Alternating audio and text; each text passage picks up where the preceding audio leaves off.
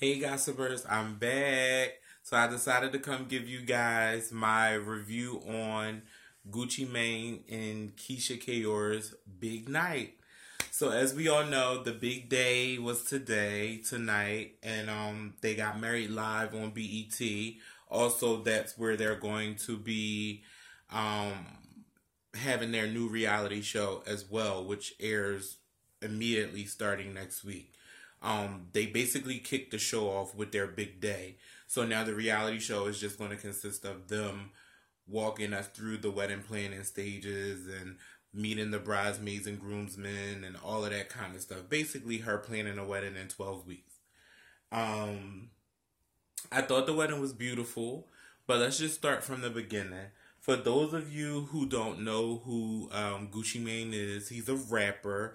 You should probably Google him or YouTube him. All his content is up, old and new. His most recent song for all you newcomers was "Make Love" with Nicki Minaj.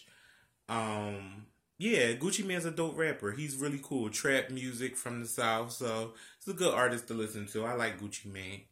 And Keyshia Ka'oir, she's a boss. I actually fell in love with her. And I was telling my partner this. Like, I just fell super, super, super in love with her because just seeing her like in the media and stuff, you can tell like she's a real, just genuine, cool, down to earth girl. And like, I don't believe like the rumors you hear about her leaving her kids in Jamaica and coming and starting a life and not taking care of them. They got this fake Instagram page made up based around it, just doing everything to bash this girl. And I think they played a clip where I think she's going to address it because she was doing an interview and they asked her, did you is it true you left your kids in Jamaica? And then obviously like it cut off before we see what her response is. So I think on the show she's probably going to finally clear that up, which she needs to. But Keyshia Ka'oir and Gucci Mane, they met 7 years ago at a video shoot, and from that day they were basically inseparable. Like they fell in love. It was like love at first sight. And she did what a woman is supposed to do, and he did what a man was supposed to do. The fact that when she came into Gucci's life, you know, he was having a rough time. You know, he was going bankrupt, and this is allegedly because it's been in the media that Gucci Mane was going broke and bankrupt and all those kinds of things. Allegedly, you know, he was just going through a rough time. Again, going broke. He was in and out of jail. He had gained like all his weight, and he had got like real thick and real big. He went to jail on gun charges, and that's enough for any woman of her caliber to say, I'm not dealing with this, I'm leaving. Like, fuck that, I'm not sticking by you. But she stayed, she stuck by him, and she reaping the benefits. And not only did she stay and stick by him, she built him up. She helped him lose all that weight. You know, she helped him with coming to the decision to get the tattoos removed off his face to rebrand himself. The little money he had left, she took it while he was in jail. She invested it. She flipped it. He had $2 million, came home to $6 million. So she helped him rebuild and rebrand himself. She has her own empire going on. She has her own fitness line. She has her own waist trainer line. She has a cosmetic line, lip gloss, lashes, lipstick, foundation. Like Keyshia Ka'oir is a brand in her own. So she's not just like some video vixen chick that just came out of nowhere. She's a hustler. She's a boss, and bosses belong together, basically. I'm just really happy for them too. I don't know them or anything like that, but I get real giddy with weddings. Like, my husband was irked all day. Like, we was doing stuff, and he's like, you fucking up because you worried about some fucking Gucci and Keyshia Ka'oir. Like, pay attention. Like, I just, like, love weddings, everything about weddings. Like, you know, whenever I think of weddings, it always takes me back to me and his wedding and all those kinds of things. So that's why I just get so excited when it comes to like people that are in love and having big weddings and things like that. It's just like a thing for me, especially when it's all glitz and glammed and all that cool stuff. But yeah. So back to the wedding. They got married today, 10/17/17. It was a $1.7 million wedding.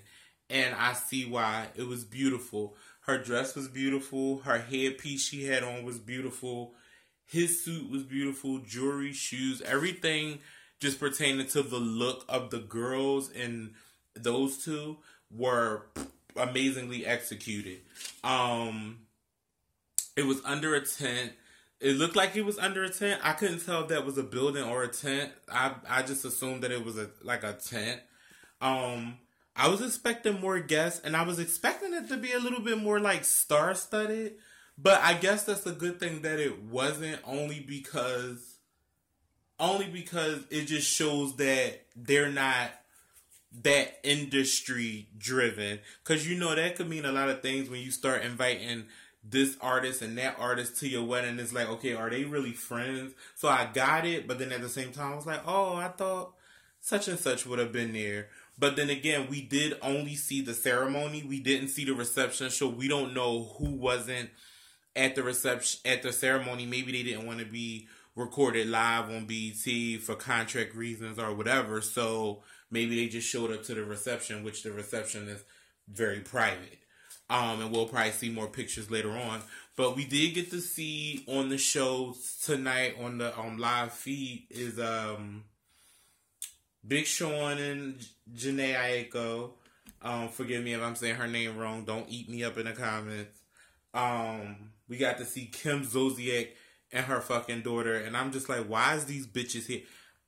I'm just not here for Kim and her daughter. Fake Kylie Jenner as daughter, and her daughter looks a mess, keep getting all that plastic surgery. Like, why are y'all there? Like, I don't even see how her and Keyshia are friends. Like, that had to be like some contract shit. I don't know. I don't know, y'all. That was no. Then you had Lil Yachty and his mom, Mama Boat. That's what he called her, Mama Boat. They were at the wedding. And then you have Gucci Mane's artist. I forgot his name. I don't want to say the wrong thing. But then you have Monica, who was there. Trina, who was there, who was actually a part of the wedding. And that was really it. Shekinah was there that we got to see on the show.